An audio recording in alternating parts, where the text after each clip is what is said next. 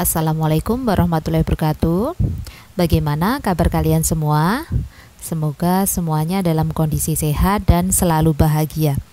Bertemu lagi bersama saya dalam mata kuliah Teknologi Pakan dan Formulasi Ransum, Prodi Peternakan, Fakultas Ilmu Eksakta, Universitas Nahdlatul Ulama Blitar.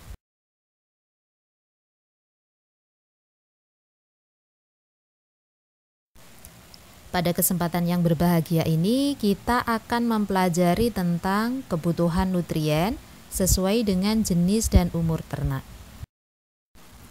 Sebelum kita lanjut untuk membahas tentang nutrien, kita harus tahu terlebih dahulu apa itu pentingnya pakan. Pakan mempunyai peranan yang sangat penting, diantaranya adalah sebagai berikut. Yang pertama, pakan merupakan biaya produksi yang paling besar, di mana biaya pakan ini menempati 80% dari total biaya produksi. Yang kedua, pakan dimanfaatkan untuk memenuhi kebutuhan hidup pokok. Kebutuhan hidup pokok yang dimaksud di sini adalah kebutuhan bagi ternak untuk aktivitas dasar, contohnya seperti bernafas, peredaran darah, menjaga suhu tubuh tanpa adanya perubahan dari bobot badan. Kemudian yang ketiga, pakan ini mempunyai pengaruh yang sangat signifikan terhadap produksi ternak. Kualitas pakan akan menentukan apakah produksi dari ternak itu optimal atau tidak. Yang keempat, pakan menunjang kesehatan ternak. Selain manajemen pemeliharaan, faktor lain yang menunjang terhadap kesehatan ternak adalah pakan. Pakan dengan kualitas nutrisi yang kurang baik ini akan memberikan dampak terhadap sistem kekebalan tubuh ternak yang kurang maksimal.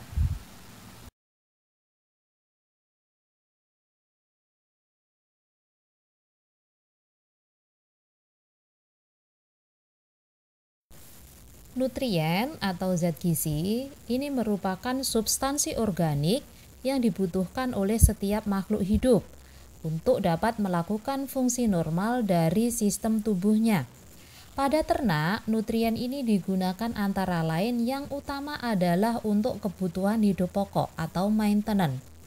Kebutuhan hidup pokok ini misalnya digunakan untuk bernafas, untuk sistem pencernaan, untuk bergerak, dan lain sebagainya.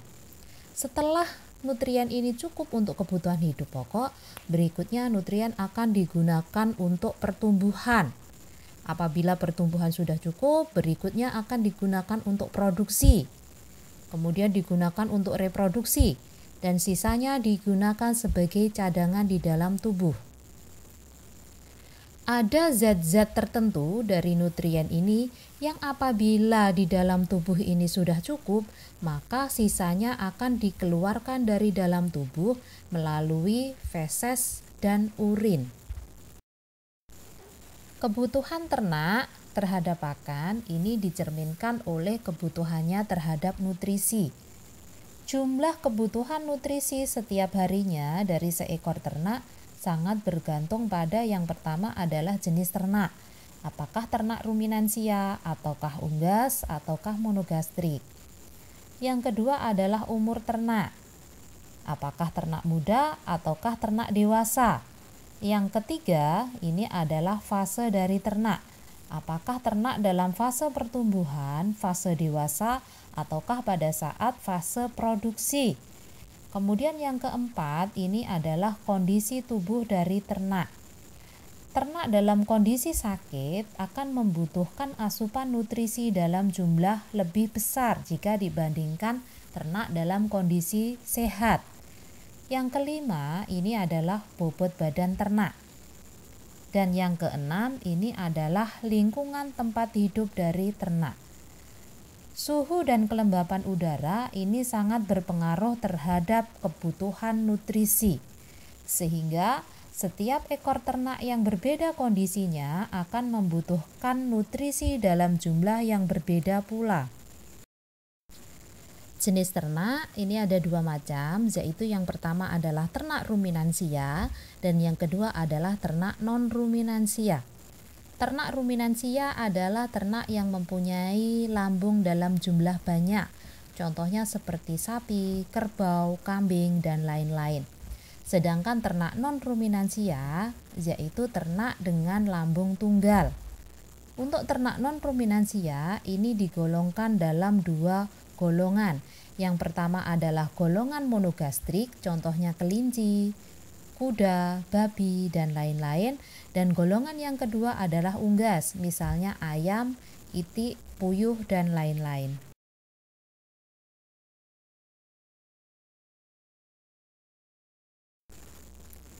Pada ternak puyuh, kebutuhan nutrisi untuk setiap periodenya akan berbeda.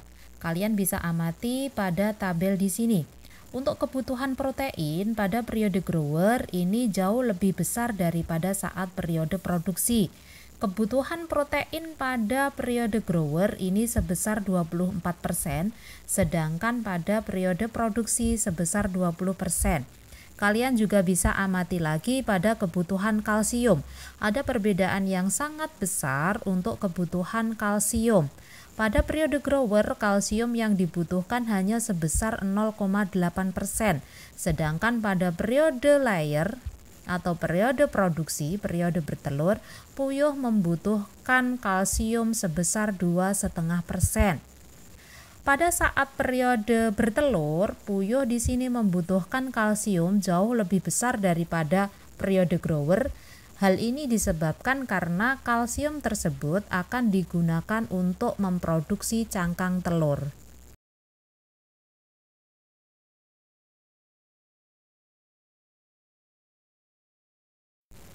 Pada ayam petelur ada beberapa fase, diantaranya adalah fase starter, fase grower, dan fase layer.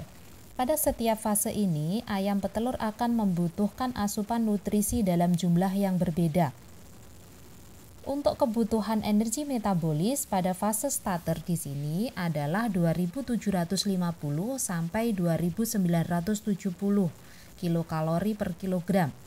Untuk kebutuhan protein kasar ini minimal 20%. Sama-sama fase starter antara ayam petelur dan ayam pedaging. Untuk kebutuhan kalsium di ayam petelur di fase starter ini jauh lebih besar jika dibandingkan ayam fase starter di ayam pedaging. Kalsium di sini tujuannya adalah untuk membentuk frame atau membentuk bodi, membentuk tulang agar tulang pada ayam petelur ini nantinya akan lebih padat. Hal ini akan berguna pada saat nanti periode produksi, pada saat ayam sudah bertelur. Hal ini akan sangat berguna untuk proses pembentukan kerabang telur, agar warna kerabang telur lebih coklat dan lebih tebal, serta ayam tidak mudah mengalami kelumpuhan. Setelah ayam melalui fase starter, berikutnya ayam akan melalui fase yang disebut dengan fase grower. Fase grower di sini adalah fase yang sangat penting untuk ayam petelur, di mana apabila terjadi kegagalan di fase grower di sini, nanti produksi telur tidak akan bisa maksimal. Kalian bisa lihat pada tabel di sini, kalian amati untuk kebutuhan protein. Kebutuhan protein untuk fase grower jauh lebih sedikit jika dibandingkan dengan fase starter. Karena pada fase grower di sini orientasinya tidak untuk pertumbuhan bobot badan, akan tetapi digunakan untuk pertumbuhan tembolok dan juga perkembangan saluran telur. Apabila kita menggunakan protein dalam jumlah yang besar, maka ini nanti ayam akan makan dalam jumlah sedikit, sehingga tembolok tidak bisa berkembang secara optimal. Apabila tembolok di sini tidak berkembang secara optimal, maka nanti pada saat periode produksi, pada saat waktunya bertelur, intake di periode produksi tidak akan tercapai. Apabila intake tidak tercapai, otomatis ayam akan mengalami kekurangan nutrisi, sehingga produksi telurnya tidak bisa optimal. Setelah ayam melewati fase grower, berikutnya ayam akan memasuki fase produksi, di mana pada fase produksi di sini ayam sudah bisa memproduksi telur. Kalian bisa lihat pada tabel di sini, untuk setiap umur ini membutuhkan asupan nutrisi yang berbeda.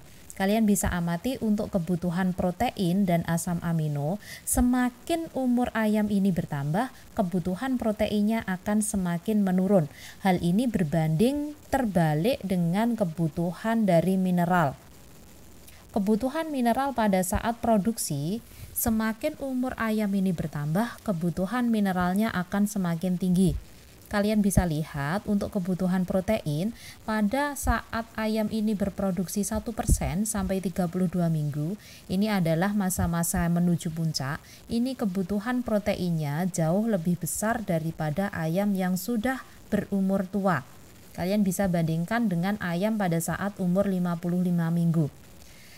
Hal ini berbeda dengan kebutuhan kalsium. Kalian bisa lihat, pada saat awal produksi, pada saat produksi 1% sampai ayam berumur 32 minggu, kebutuhan kalsium di sini sebesar 4%. Sedangkan semakin tua umur ayam, maka kebutuhan kalsium juga semakin bertambah. Pada saat umur 55 minggu, kalian bisa lihat kebutuhannya jauh lebih tinggi, yaitu sebesar 4,75%.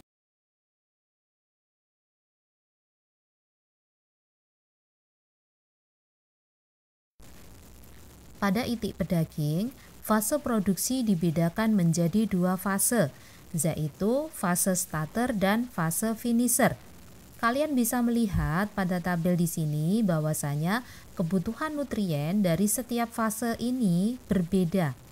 Kebutuhan energi metabolis pada fase starter sebesar 2.800 kilokalori per kilogram dan akan mengalami kenaikan pada saat itik memasuki fase finisher, yaitu sebesar 2.900 kilokalori per kilogram.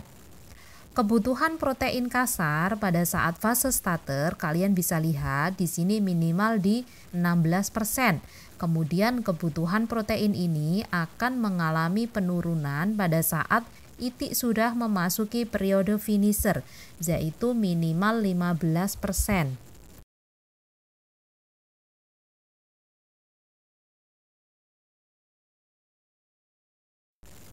Fase produksi pada itik petelur dibedakan menjadi 4 fase, yaitu fase starter. Pada fase starter di sini itik berumur 0 sampai 2 minggu.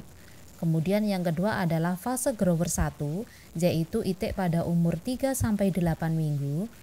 Yang ketiga, fase grower 2, yaitu itik umur 9 sampai 20 minggu.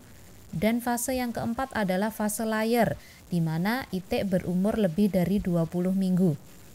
Kebutuhan nutrien pada setiap fase produksi ini akan berbeda-beda. Pada tabel ini kalian bisa melihat untuk kebutuhan energi metabolis seiring dengan pertambahan umur juga mengalami penurunan, di mana kebutuhan energi yang paling rendah terjadi pada saat itik umur lebih dari 20 minggu, yaitu sebesar 2.650 kilokalori per kilogram. Kebutuhan protein juga berbeda dari tiap fasenya. Kebutuhan protein tertinggi ada pada saat fase starter, yaitu sebesar 20%. Dan kebutuhan protein paling rendah ada pada saat fase grower 2, yaitu sebesar 15%. Kebutuhan kalsium akan mengalami kenaikan seiring dengan bertambahnya umur itik.